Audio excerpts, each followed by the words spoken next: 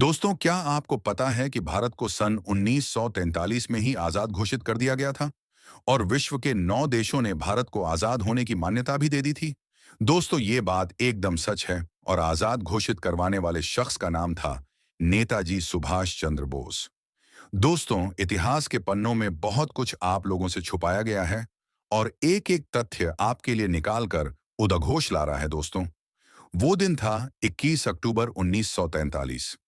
लेकिन दोस्तों, जब सुभाष चंद्र बोस ने आजाद हिंद फौज इकट्ठी करके अंग्रेजों पर हमला करने की ठानी, तो यहां भारत में सार्वजनिक तौर पर नेहरू ने बयान दिया कि अगर ऐसा हुआ तो वो हथियार उठाकर सुभाष चंद्र बोस के खिलाफ लड़ेगा। दोस्तों, ये भी भारतीय इतिहास का एक कड़वा सच है जो बहुत सी किताबों में लिखा हुआ है।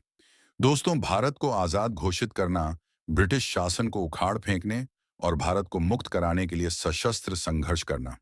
इसका मुख्य लक्ष्य एक स्वतंत्र और संप्रभु भारतीय राष्ट्र की स्थापना करना था। आजाद हिंद सरकार को एक संप्रभु राष्ट्र की अस्थायी सरकार के रूप में 10 से अधिक देशों ने मान्यता दी थी। मान्यता देने वाले प्रमुख देशों में Japan, Germany, Italy, Croatia, Thailand, Burma, Myanmar और फिलीपींस शामिल थे। ये देश द्वितीय विश्व युद्ध में धुरी शक्तियों एक्सिस पावर्स के पक्ष में थे। इस सरकार की अपनी मुद्रा, डाक टिकट, नागरिक संहिता, सिविल कोड और अपना एक न्यायालय भी था। सुभाष चंद्र बोस और आईएनए पर लिखी गई प्रामाणिक किताबें, जैसे कि ह्यू टॉय की द स्प्रिंगिंग टाइगर जैसी किताबें, जो आईएनए के पूरे इतिहास को कवर करती हैं, उनमें नेहरू और बोस के मतभेदों के संदर्भ में इसका उल्लेख मिलता है। जवाहरलाल नेहरू की जीवनी, बायोग्राफीज। नेहरू के जीवन पर लिखी गई प्रमुख जीवनियों में खासकर द्वितीय विश्व युद्ध के दौरान उनके वैचारिक संघर्ष को दर्शाने के लिए इस कथन का इस्तेमाल किया जाता है। आधुनिक भारतीय इतिहास पर शोध आधारित पुस्तकें वे इतिहासकार जो कांग्रेस और आईएनए के बीच के संबंधों का 30 दिसंबर 1943 को नेताजी सुभाष चंद्र बोस ने पोर्ट ब्लेयर में इन द्वीपों पर स्वतंत्र भारत का झंडा फहराया था। यह भारत की धरती पर ब्रिटिश नियंत्रण से बाहर पहली राजनीतिक जीत थी। चूंकि यह भारतीय इतिहास का एक बहुत ही महत्वपूर्ण हिस्सा है, इसलिए कई शिक्षाविदों और शोधकर्ताओं ने इस पर लिखा है। नेताजी सुभाष चंद्र बोस के जीवन और समय के लिए एक जीवनी, Netaji, a biography for the life and times of Subhash Chandra Bose. यह किताब भी एक महत्वपूर्ण स्रोत है। आईएनए और आजाद हिंद सरकार एक दूसरे से जुड़े हुए थे, इसलिए आईएनए पर लिखी गई किताबों में भी सरकार के गठन और उसकी गतिविधियों का विस्तृत विवरण होता है। आजाद हिंद फौज से जुड़े अधिकारियों के संस्मरण, जैसे कि शहनवाज खान, लक्ष्मी सहगल और पीके सहगल के संस्मरण।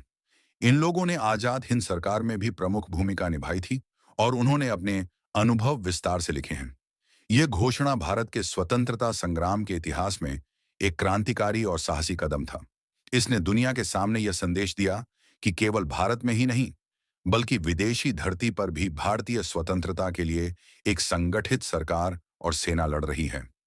आजाद हिंद फौज ने दिल्ली चलो के नारे के साथ भारत की पूर्वी सीमा मणिपुर तक पहुंचने के लिए ब्रिटिश सेना से युद्ध भी लड़ा था। अंग्रेजों की गुलामी से आजाद होने से पहले ही देश में सरकार बन गई थी। यह सरकार 21 अक्टूबर 1943 को बनी थी, जिसे आजाद हिंद सरकार कहा जाता है। इस सरकार के मुखिया थे नेताजी सुभाष चंद्र बोस। सरकार बनने की घोषणा के तुरंत बाद, यानी 23 अक्टूबर 1943 को, आजाद हिंद सरकार दूसरे विश्व युद्ध के मैदान में कूद गई थी। आजाद हिंद सरकार के प्रधानमंत्री नेता जी सुभाष चंद्र बोस ने ब्रिटेन और अमेरिका के खिलाफ युद्ध का ऐलान कर दिया था। बताया जाता है कि उस वक्त 9 देशों ने सुभाष चंद्र बोस की सरकार को मान्यता दी थी। जापान ने 23 अक्टूबर 1943 को आजाद हिंद सरकार को मान्यता दी थी। उसके बाद जर्मनी, फिलीपींस, थाईलैंड, मंचूरिया और क्रोएशिया ने भी सरकार को मान्यता दे दी थी। आजाद हिंद सरकार ने जापान सरकार के साथ मिलकर म्यांमार के रास्ते पूर्वोत्तर भारत में प्रवेश करने की योजना बनाई थी। नेताजी ने बर्मा की राजधानी रंगून को अपना हेडक्वार्टर बनाया, तब वहां जापान का कब्जा था।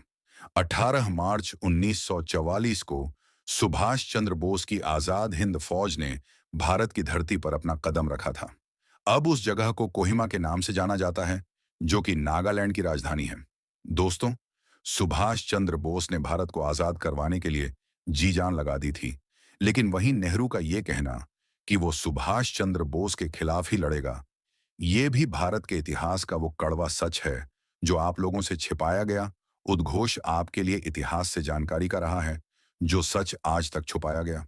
दोस्तों, जानकारी अच्छी लगी तो शेयर कीजिए और उद्घोष यूट्यूब चैनल को सब्सक्राइब कीजिए।